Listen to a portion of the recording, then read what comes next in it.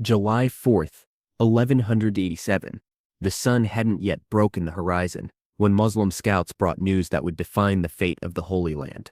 A Crusader army, the largest Christian force assembled in a decade, was marching east from the coastal fortress of Safari. 25,000 knights, infantry and pilgrims, their armor glinting like a river of steel, flowing across the Galilean hills. Against this overwhelming tide stood Sultan Salah ad-Din Yusuf ibn Ayyub. History would remember him as Saladin, with barely 3,000 cavalry at his immediate disposal. Picture this nightmare from the Christian perspective. You're a Templar knight, watching the Sultan's forces from your vantage point. The Muslims seem insignificant, a mere scouting party compared to your magnificent host. The mathematics appear so obvious, they border on insult. Your army outnumbers the enemy 8 to 1. Your knights wear plate armor that can turn aside arrows and sword strokes. Your warhorses, massive destriers bred for centuries, tower over the lighter Arabian mounts. Victory seems not just probable, but inevitable. The Crusader commanders gathered in their silk pavilions that morning, with absolute confidence. King Guy of Jerusalem, weak-willed but desperate to prove his martial valor after years of mockery. Reynold of Chatillon, that savage who had spent decades raiding Muslim caravans and breaking every peace treaty. Gerard de Riedfort, Grand Master of the Knights Templar, whose reckless courage bordered on suicidal madness. Raymond III of Tripoli, the only voice of caution, was shouted down by men who smelled glory in the desert air. But here's what the Crusader War Council didn't understand about their enemy. Saladin wasn't preparing for conventional battle. The Sultan had spent 49 years mastering not just warfare, but the art of making terrain itself fight for him. Born in Tikrit, trained in Damascus, tested in campaigns from Egypt to Mesopotamia, he had developed tactical doctrines that turned Western military assumptions into fatal weaknesses. The Christian army, that departed Safari on July 3rd, marched with the discipline of men who had conquered this land 88 years earlier. 25,000 souls moving in coordinated column. The vanguard consisted of 1,200 Knights Templar and Hospitaller, warrior monks who had taken vows never to retreat. Behind them marched 4,000, the cream of European nobility, each representing years of training and wealth equal to entire villages. Supporting them came 10,000 sergeants and men-at-arms, professional soldiers equipped with steel hauberks and kite shields. The rear guard, another 10,000 pilgrims and infantry, carried spears and crossbows, their faith in Christ as their strongest armor. The Crusader supply train alone required 300 wagons, water barrels for the march across the waterless waste between Safari and Tiberias, food for an army that consumed provisions like a devouring plague, medical supplies for wounds that would come not from Muslim swords, but from something far more terrible, the sun itself. July temperatures in the Galilean desert exceed 110 degrees Fahrenheit by midday. For men in mail hauberks and plate armor, the heat transforms protective steel into instruments of torture. Within hours of departure, knights began collapsing inside their armor, literally cooking in metal shells that conducted heat with brutal efficiency. Horses bred in European climates struggled under loads that would have been manageable in temperate forests, but became crushing in desert conditions. Saladin watched this lumbering Christian column from hilltop positions they couldn't reach. The Sultan had divided his immediate force of 3,000 cavalry into mobile units that harassed the Crusaders from 3 directions simultaneously. Turkish horse archers, masters of mounted warfare, rode to within arrow range, loosed devastating volleys, then vanished before heavily armored knights could close the distance. Each hit-and-run attack drew off small groups of Crusaders who chased phantoms into the desert, while the main Muslim force repositioned for the next strike. Here's where Saladin's genius revealed itself. He wasn't trying to defeat 25,000 Crusaders through direct combat. He was transforming geography and climate into weapons more deadly than any sword. Every hour the Christian army remained under that merciless sun drained their strength, consumed their water, and eroded their morale. The Sultan's scouts had identified the one resource the Crusaders desperately needed, but couldn't access: the springs of Hattin, the only reliable water source between Safari and Tiberias. By late afternoon on July 3rd, the Crusader column had covered barely 8 miles. Their pace, slowed by heat and constant harassment, meant they would reach Hattin by the following day. King Guy called a halt near the village of Marascalcia, But here's the fatal decision that would doom Christianity's hold on the Holy Land. Against Raymond of Tripoli's desperate advice to push through the night to reach water, the Crusader commanders decided to make camp in waterless terrain and resume march at dawn. That night, 25,000 Christians suffered in darkness, broken only by distant Muslim campfires that ringed them on three sides. The Crusaders had no water for cooking, cleaning wounds, or slaking thirst that the desert had transformed into agonizing obsession. Horses, already weakened by heat exhaustion, stood with lowered heads, their strength evaporating with each hour. Men removed their armor despite knowing they'd have to don it again for battle, seeking any relief from heat that barely diminished even after sunset. Meanwhile, Saladin's forces grew stronger by the hour. Reinforcements arrived throughout the night: cavalry from Damascus, infantry from Aleppo, contingents from across the Ayyubid Empire, responding to their sultan's call. By dawn on July 4th, the 3,000 warriors who had shadowed the Crusaders had swollen to 12,000 fresh troops, positioned precisely where Saladin wanted them. The morning of July 4th broke with temperatures already climbing past 90 degrees. The Crusader army resumed its tortured march toward Haddan's springs, but now they moved like men already defeated. Thirst had transformed trained soldiers into desperate creatures whose sole focus had narrowed to one thought. Discipline began fracturing as infantry broke ranks to search for any moisture. Knights who had pledged to maintain formation found themselves drifting as their horses instinctively sought liquid that didn't exist.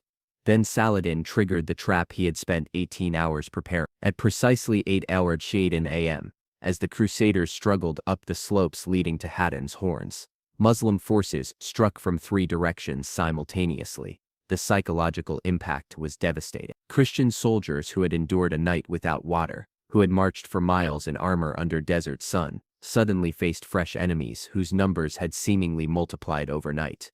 The Turkish horse archers began their deadly work with arrows that fell like steel rain. Crossbowmen who might have countered them found their weapons useless. Medieval crossbows require significant upper body strength to reload, strength that dehydrated men no longer possessed. Knights who should have charged to break the encirclement discovered their horses too weakened to manage more than shambling trots.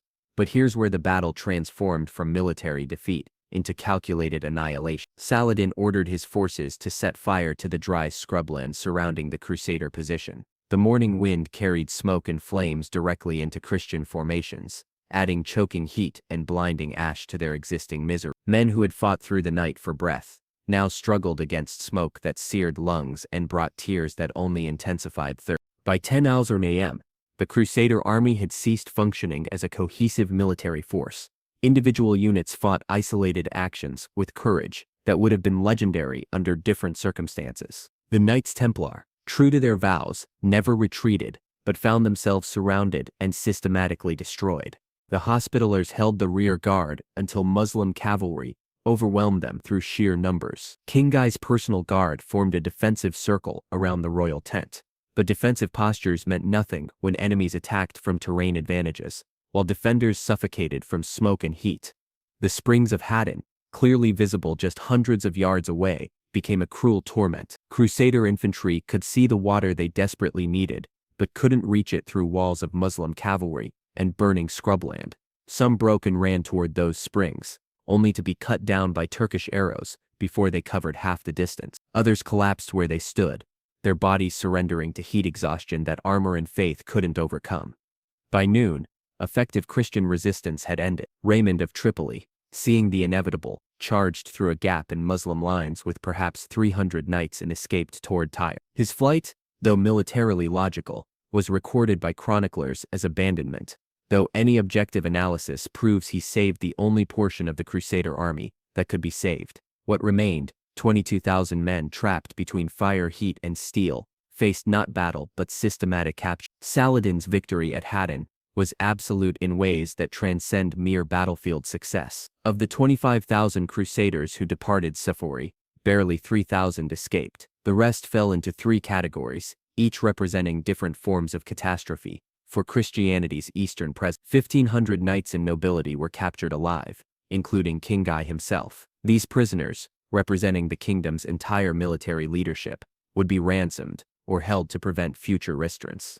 10,000 infantry and common soldiers were captured and sold into slavery. The markets of Damascus, Aleppo, and Cairo would be glutted with Christian slaves for years, their labor fueling the economic prosperity that financed Saladin's subsequent campaigns. Most crushing of all, 23 Knights Templar and Hospitaller who survived the battle were executed personally by Saladin, who understood that these warrior monks would never stop fighting if released. Their deaths eliminated Christianity's most effective military orders from the material losses exceeded even these human catastrophes. The true cross, Christianity's most sacred relic, was captured by Muslim forces. Its loss demoralized Christian Europe with spiritual impact that rivaled military defeat. Every piece of armor, every weapon, every horse that hadn't died from heat, represented wealth transferred to Saladin's forces. The Crusader kingdom's treasury, carried in the baggage train, fell intact to the Sultan. But the deeper significance of Hattin lay in what it revealed about military doctrine.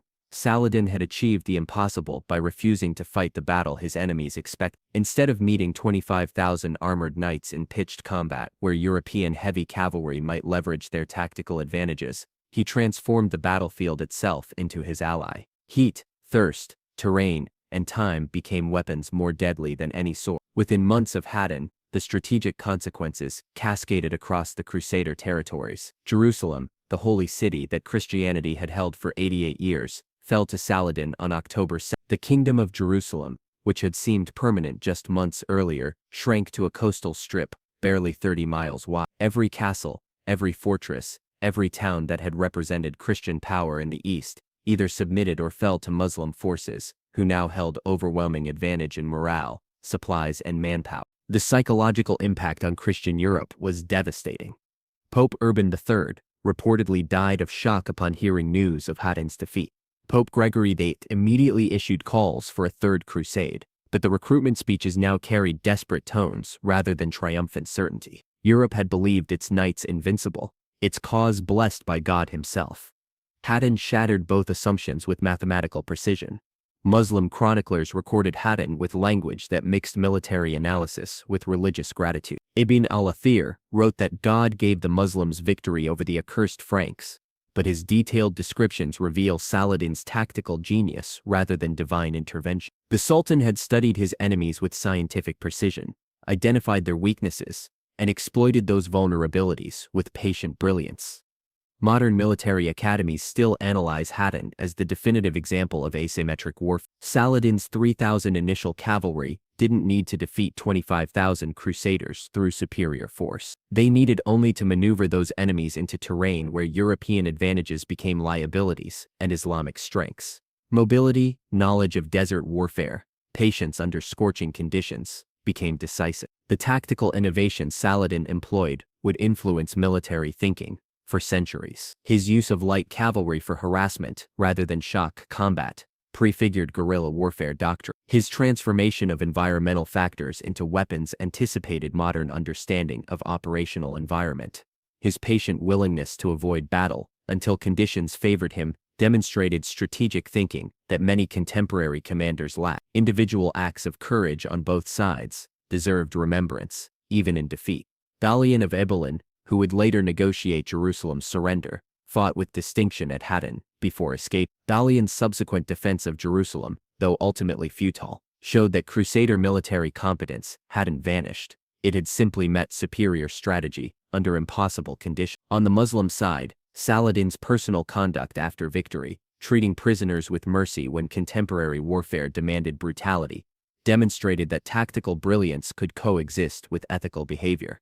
The battle's legacy extended far beyond immediate military result. Hattin triggered the Third Crusade, which would bring Richard the Lionheart to the Holy Land and create the legendary confrontation between Christian and Muslim champions. But even Richard's tactical genius couldn't reverse Hattin's strategic consequence. Jerusalem would remain in Muslim hands, the Crusader kingdom reduced to coastal fragments that survived through diplomatic negotiation rather than military strength. For Saladin personally, Hattin represented the culmination of a career spent unifying fractured Muslim territories and building forces capable of challenging Christian military dominance. Born into a Kurdish family of modest means, rising through military competence and political intelligence to command the combined resources of Egypt and Syria, he had achieved what seemed impossible just decades earlier, the reconquest of Jerusalem, and the effective end of the Crusader kingdom. July 4, 1127. The sun that rose over confident Christian columns set over scattered remnants fleeing toward coastal fortresses. 3,000 Muslim warriors had faced 25,000 Crusaders and achieved victory so complete that chroniclers struggled to describe it without resorting to divine explanation. But the truth was simpler and more devastating. Superior strategy, patient execution, and willingness to make terrain itself fight had overcome numerical advantage, technological superiority, and religious certainty. In the scorching hills near Hattin, Saladin proved that the greatest weapon in warfare isn't the sword or the horse or the armored knight. It's the mind that understands how to make the enemy defeat themselves through exhaustion, thirst, and terrain that transforms advantages into fatal weaknesses. The Crusaders brought overwhelming force to battle. The Muslims brought understanding, and in that contest, understanding crushed force with mathematical precision.